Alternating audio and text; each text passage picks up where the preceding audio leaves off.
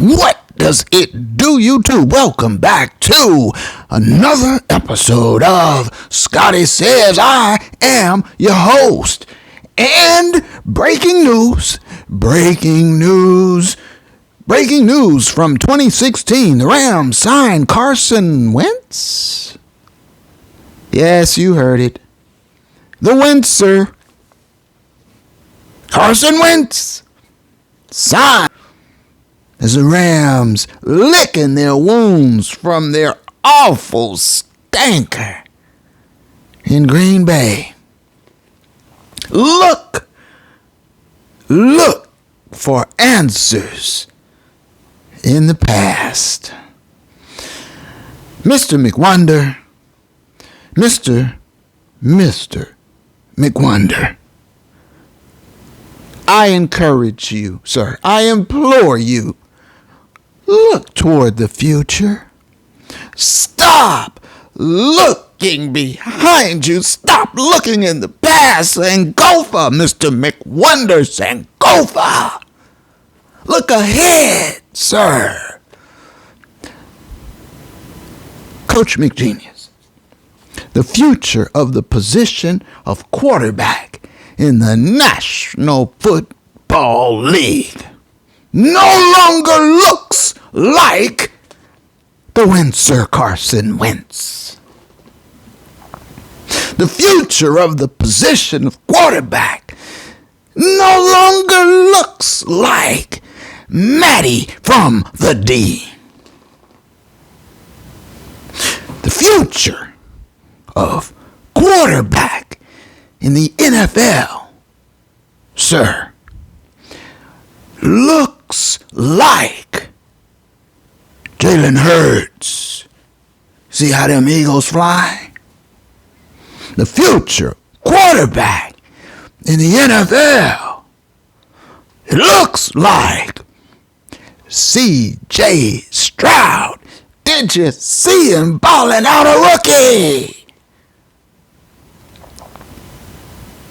The future of quarterback in the NFL looks like Lamar, the Magic Man Jackson. The future of quarterback in the NFL looks like the Colts' Anthony Richardson. The future of quarterback in the NFL, sir, looks like Caleb Williams. Fight on. And yet, Mr. McWonder is stuck in the past. He has, a condition. We've been over it extensively in previous episodes. But he has past happiness. You know this. And so it's bigger than him. He can't help himself. He's easily triggered. You understand.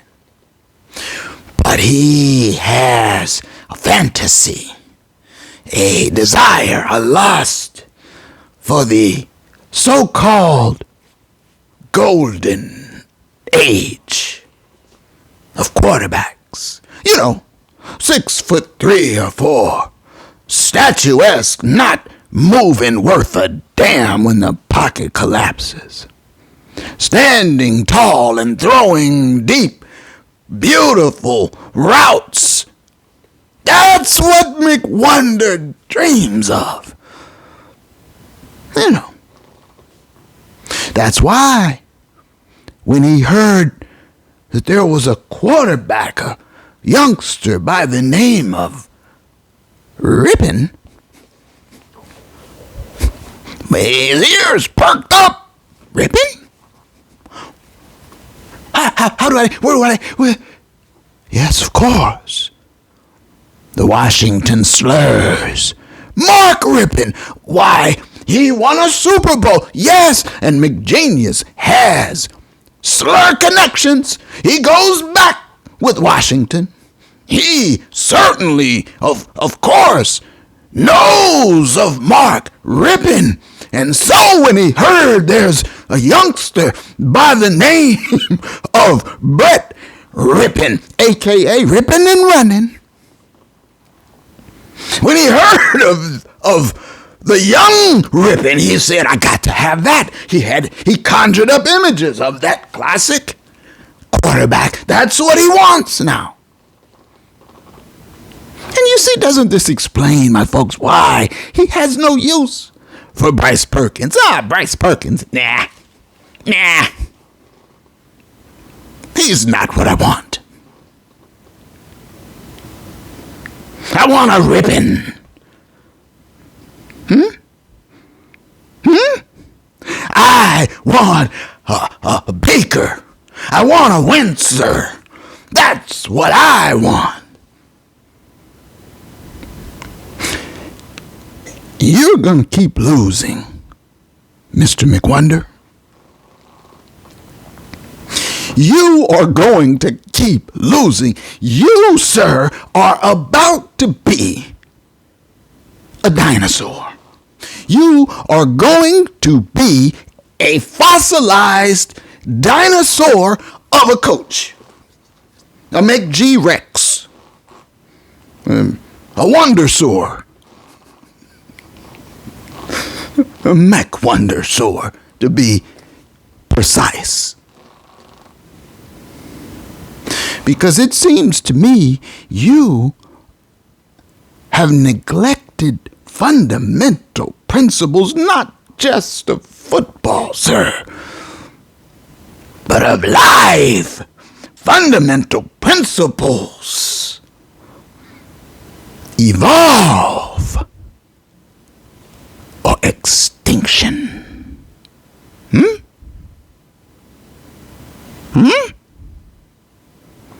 Mr. McWonder doesn't want to evolve, you see. No, he's stuck in the past, black and white movies, you know. That's how he sees it. That's how he gears everything. That's how the operation runs.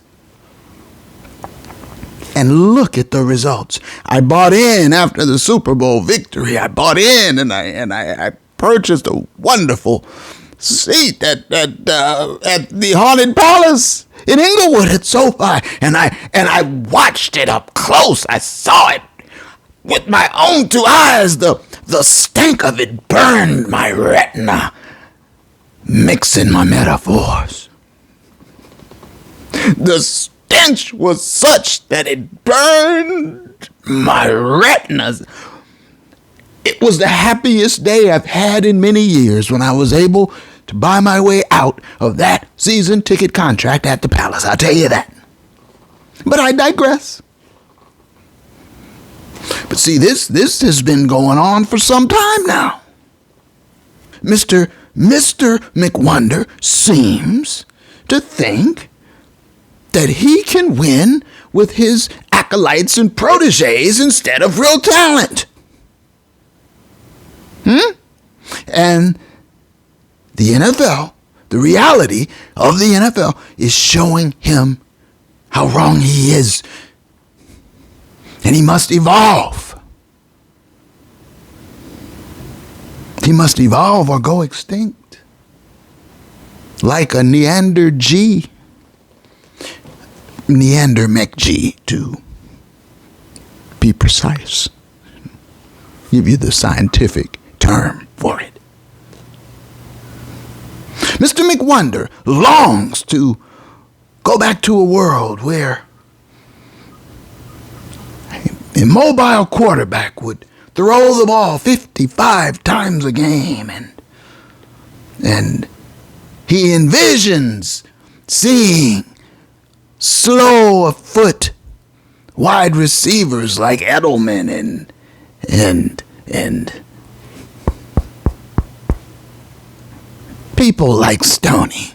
He envisions seeing them jogging across the field, pulling down passes from his statuesque classic quarterback. He's about to be a Neander McG. Adapt, sir, evolve, or perish. Where in the name of all that is holy is Bryce Perkins, Mr. McWonder? You've exiled him from the haunted palace so that you could go to the Windsor. Oh, your judgment is coming to serious question now. McGee could have gone to the Sneedster, and he could have said, get me the scientist. I got to have the scientist get him for me. Let's get me Dobbs. He could have said it. Kevin O'Connell, off Mr. McWonder's tree, he did it. He grabbed him right up. And look what the scientist did for the Vikes. Look at what Dobbs did. Big ups, Dobbs. Do your thing, my man. It was a beautiful thing to see. McGenius could have had him. Who did Dobbs throw the winning touchdown to? It was Brandon Powell. McGenius could have had him. No, McGenius won the round plays. Jet sweeps with Stoney. The judgment, sir. Now, this is episode 85, my folks. 85, and I've been here for a long minute now. 85 episodes in, and for many an episode, I've called out to Coach McGenius. I've called out to him to take the backup quarterback position, the QB2 role. Take it more seriously, because Matty is an injury liability now. And you drop him back so many times, and you love him in empty shotgun, and your line has O-line shuffle issues, and I've been warning Mr. McWonder. Take it more seriously. And he gave Bryce Perkins one shot, and that was only when the Wolf just couldn't put the helmet on his head because he got hurt walking to his car from the field, the practice field, to the parking lot. He hurt himself. He's an injury risk waiting to happen, and only when he was unavailable, Mr. McWonder threw Bryce Perkins into the fire at Kansas City, no less, and Bryce Perkins kept the Rams in that game. They had fight and resolve, and they wouldn't give up. And despite the great showing that Bryce Perkins had without reps, despite the fact that Mr. McWonder kept him restrained like he never does with the poltergeist, despite the fact that he only really used him as a glorified running back, despite that, and despite they were playing Mahomie in KC, the Rams were competitive, and he never gave him another shot. He went right out, and he got the Baker. And then he was happy. The rest of the season, see, he had what he liked. And he got rid of Bryce Perkins, dispatched of him after the season. For what? For who? For ripping and running. And Stetson Bennett didn't look much better, to be perfectly honest with you. It looked like two losing propositions for QB2. And look what you had to do. Look at yourself. One of my favorite lines from the Devil's Advocate. Oh, McWonder, look at yourself. You had to go and get the Windsor.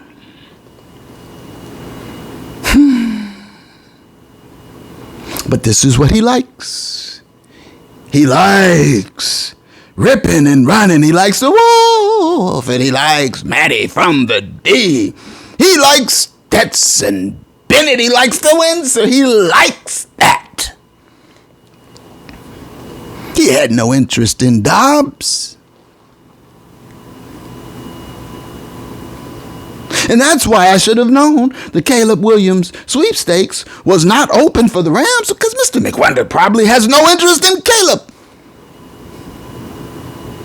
No, I'm sure he's got his eye on some immobile, statuesque, stationary quarterback from the golden era. You know.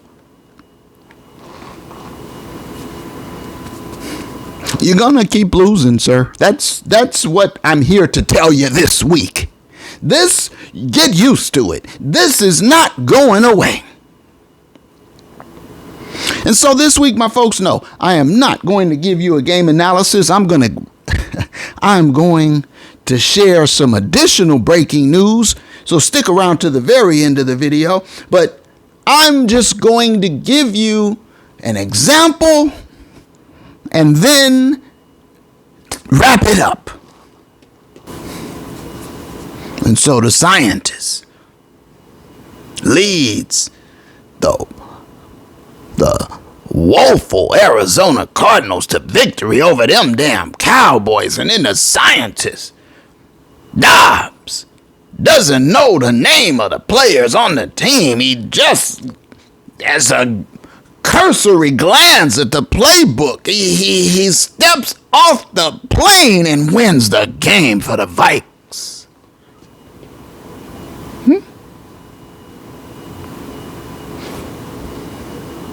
That's the future. That's the future. Let's just go ahead without any further delay and get right to the turning point, analysis point of the week. Rams, Green Bay. Now, first off, Rams inactive. Well, as we know, Matty from the D, inactive, banged up, thumb issue, would not suit up or play. Neither would Rob Havenstein. Neither would he play, out again. And so that offensive line, now we have Alaric Jackson at left tackle, left guard, Steve Avila, Shelton. We have Shelton at center, at right guard now, Dodson, and at right tackle, no go boom, and for Havenstein. You know that the running back is Darrell Henderson. I've been thinking about a couple of nicknames for him. I'll run a couple past you. We've got Higbee at tight end. You know that wide receiver stew, that wide receiver broth is Puka Tutu Soup. Puka Tutu Soup are your wide outs, and Brett ripping and running is your quarterback. And so, right out the gate, McGenius runs the ball very good. That's a wise decision. And Henderson, thinking about maybe since he was on the sofa a couple weeks ago, maybe I'll start calling him, maybe Creighton Barrel. What do you think? Darrell Creighton Barrel Henderson. That's a pretty good name for a running back. Creighton Barrel cracks one, positive yards, 5+ yards. So after that initial pickup of 5 by Pottery Barn, 2nd and 5 now. And ripping and running is in the pistol. And he throws a little hot for Puka. Turn the temperature down a little bit, ripping and running. 3rd and 5. 3rd and 5 now. Ripping and running. Hits Puka. He hits Puka for 10. Puka got away with a little bit of a push off, a little bit of a veteran move for a rookie, but that's a first down. And then McGenius goes back to the run. Good. 6 more from IKEA. I think I like IKEA better. Darrell IKEA Henderson, fresh off the couch. 6 more. And then again, running up the middle, IKEA. 3rd and inches. And now we're at 3rd and inches, about midfield. And here we are, my folks, here we are. Turning point moment. The turning point moment in the game. Now, at the time, 3rd and inches. It's 3rd and inches, and you basically at midfield, and you're running back. IKEA. Maybe I'll call him Pottery Barn. Your running back Pottery Barn is gouging for 5-6 yards a crack. Right? 3rd and inches at midfield, first possession of the game. Now, you need to establish yourself. You need to win. You need a dub in the worst way. 3rd and inches, Mr. McWonder. What will you do? Here it is. Turning point moment. And I'm looking at the formation and I'm like, why do you do this? What comes over you? What compels you? What possesses you? I know what it is. You got a condition. It's bigger than you, I think. You can't help yourself. And so I'm thinking he's going to throw on 3rd and inches. But no. Coach McGenius does not throw. He makes an even worse decision, my folks. First of all, he has subbed out Tutu on this 3rd and inches play and subbed in place of Tutu, who he has subbed in Stoney. And so I thought, okay, well, maybe Stoney is just gonna whiff a block. You know how Stoney will do. He'll whiff on a block, no harm, no foul, right? 3rd and inches, you're gonna use some power. Maybe you're gonna hand the ball off to IKEA. Maybe you're gonna just let ripping and running sneak it. I don't know. What does the coach decide? Coach McGenius, Mr. McWonder, what will it be? Of all things, folks, of all the options in the playbook, the boy wonder decides, how about a jet sweep for my son Stoney? How about let's run Stoney east and west, not north and south. Let's run him parallel to the line of scrimmage and hope that Stoney can turn the corner to pick up just a couple of inches. What has come over you? What is wrong, Coach? What?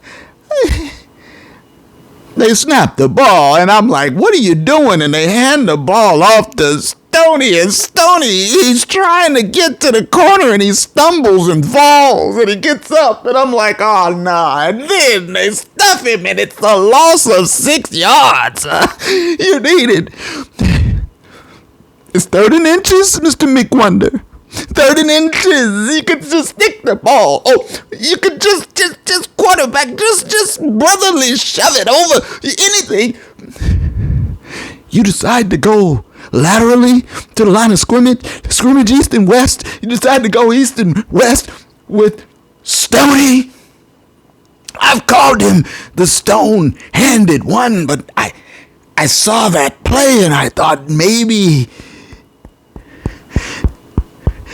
he's got stone feet too. He looked like he was running in cement. The stone-footed one. You have gotten cutesy with your acolytes. You have squandered an opportunity with some straight garbage. I mean, and I'm watching it in slow motion. Stoney, he goes in motion, and I'm like, no. And then he hands him the ball, and I'm like, oh. And then he stumbles trying to get to the edge, and I'm like, ah. And then I look again just in time to see him stuff a 6-yard loss. And I'm like, Mr. McGenius is insane. And I knew, my folks, right there, then and there in that moment, I knew the Rams would lose that game. And so they punted. That is how they started the game. And with that kind of judgment right out the gate, I knew they were cooked. They were done for. And you got ripping and running as your quarterback, and that's how you help him with those kind of calls. It was over. Then and there, it was over. And I think LaFleur knew it too. Because Green Bay, just let me say this, Green Bay is awful too. They stink, but not as bad as the Rams. I'm like, that was a major, major blunder. And I start thinking maybe I should start calling him Mr. McBlunder instead of Mr. McWonder. Because he's making too many McBlunders, my folks. Major McBlunders. Like electing to go with ripping and running as QB2 to start the season. Like 3rd and inches, how about an end around to Stoney, the stone-footed one? Judgment. What? At play, I say, hey, you deserve that L. You deserve to lose. And lose you did. The Rams would only score 1 field goal, not a touchdown more. 3 points is all on the day. They would never lead.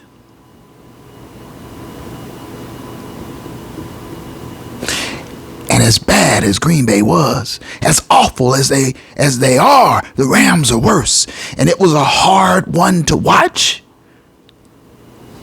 And I'll admit, after the poltergeist strike in the 4th quarter, I said, that's it, I can't do anymore. Because I had seen up to that point the circus show, stumbling and bumbling and fumbling, taking snaps off his face mask, stumbling and bumbling, and it was horrible.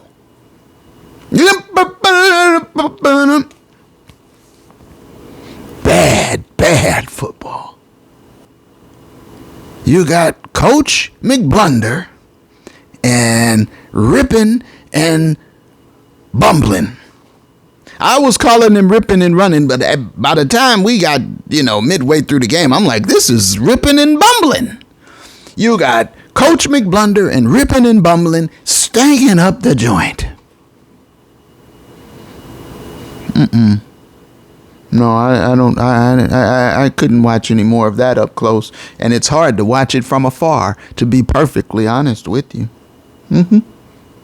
So that's how we got to where we are now. Old ripping and bumbling got cut today, released by the Rams, and instead they have signed the Wentzer. Ouch, Wentzer.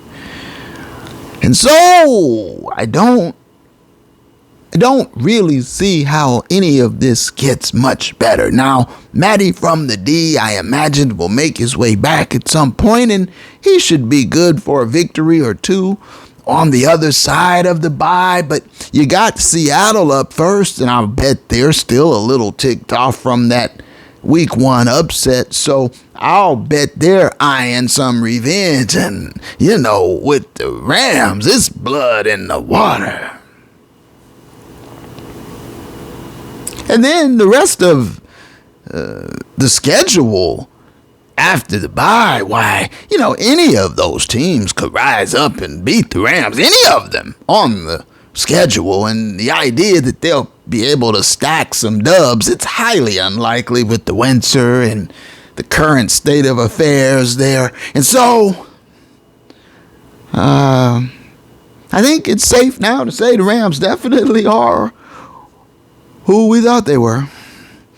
And I don't know how long the stank is going to last over there at the Palace, because I don't see a plan in place to address these core issues. There's rot at the core.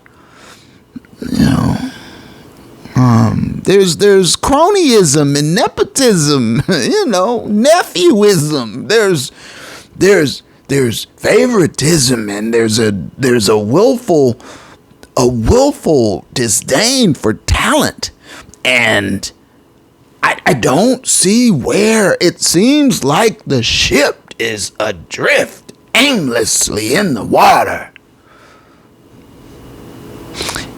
And the captain has lost his mind. So, good luck with that voyage. So, we can quickly look at the numbers, but there's not really a whole lot to glean from these numbers. It was a stomping, and it was two bad teams, and the worst team just getting mollywopped.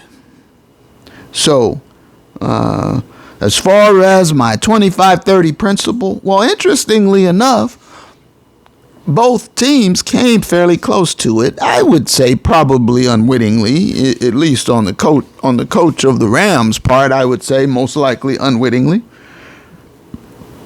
But LaFleur had his quarterback Jordan Love, who doesn't look great, but he's serviceable. He, at least he's serviceable. He seems like a 2, but hey, a functional, capable 2, not a ripping and bumbling 2. Jordan Love was 20 of 26. He had a couple of scrambles. He kept it under 30 pass attempts. LaFleur did. That is what the principal calls for on the rushing end. They ran the ball 34 times, so he had over 30 run plays, under 30 pass plays. He nails the 25-30 principle perfectly, and he gets the dub. Now let's look at our coach, Coach McBlunder. Well, he had his quarterback, Brett Rippin and Bumbling, drop back 31 times. Now. The principal says a maximum of 30, and I upgraded the principal just for Mr. McBlunder because I knew, it was strenuous for him. But he had Rippin throw the ball 31 times or drop back. He was sacked. There were scrambles. So he was over on the pass attempts, and when you got a guy like Bumbling back there, you don't want to be over. You want to be under, especially in bad conditions on the road. I shouldn't have to tell the coach that. As far as running the ball, the Rams ran the ball 24 times. And so, again, he's a little short. The 25-30 principle says a minimum of 25 carries. He was short. He had 24. The principle calls for a maximum of 30 pass attempts. He had 31. He was over. See, he was out of. But honestly, it wasn't even that, because Rippin' and Bumbling was the clown show. So it would, none of this really much matters when you got bad teams like the Rams playing Green Bay. And so, my folks, as a result of that putrid offensive output, Rippin' and Bumbling has been cut and released, and deservedly so. He shouldn't have been there from training camp. And so, this brings me to my breaking news, which is,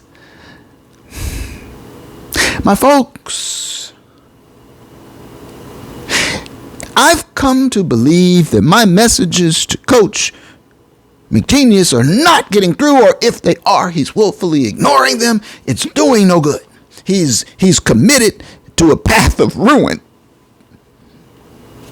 And no one's going to hold his little tootsies to the fire, because they're all right with it. The climate around the Rams and football here in Los Angeles is, hey, he won us a Super Bowl, let him be. it seems to me that there's very little point in continuing to send these detailed messages, to go into in-depth game analysis, because the blundering coach is not heeding. And then the other side of it, my folks, is I had hoped that maybe these episodes were entertaining to you and that you found some pleasure in them, that you may have gotten some football insight and had a chuckle along the way. But it occurs to me that all I ask in return from you is to throw me one of these, just a simple light. You won't do it, my folks. You act as though I've asked for a couple of your teeth. You act as though I've asked you to go and donate blood to Scotty Says Foundation. You act as though I'm charging you and I'm requiring your credit card number. And so you won't even throw me one of these, which suggests to me maybe you have taken me for granted. Just like McBlunder took Bryce Perkins for granted, I think you have taken me. And so, in keeping with my policy to not cover bad football, and because I'm a little bit in my feelings because I am getting very little feedback from you, I have decided that when the Rams go on their bye, then I too will go on a bye. I'm going on a bye-bye. And at such time when circumstances permit, I'll be back with another episode. Perhaps it will be on a completely different topic. But until then, my friends, please take care of yourself. Subscribe if you haven't already, because I will continue to bring content, but it just may be in a different format. And so until the next time, my friends, whenever that time may be, I'm wishing you peace, happiness, wishing you a joyous holiday season as the Deuce Tray comes to a close. And until the next time, my folks, Scotty says, one love.